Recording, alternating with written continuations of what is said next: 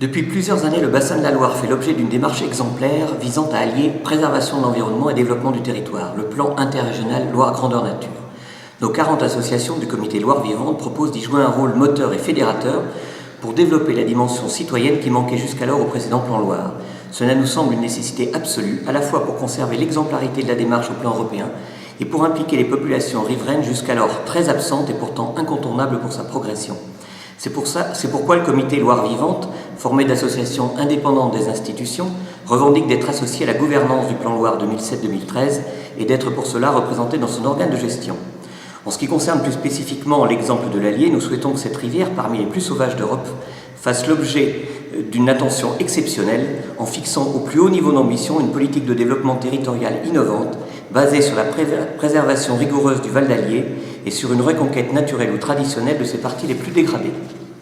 Cela nécessite des choix courageux, tels que la destruction du barrage de Poutez par exemple, ainsi que l'abandon du modèle agricole intensif de la maïsiculture au profit d'une agriculture mieux intégrée. Nous pensons à Allier Sauvage que cet objectif passe aussi en priorité par la mise en œuvre d'un véritable observatoire de l'Allier dans toutes ses composantes et par une réappropriation respectueuse de la rivière par ses populations riveraines, permettant entre autres d'éradiquer les mauvais comportements tels que la dévastation des berges par les quads et autres véhicules tout-terrain.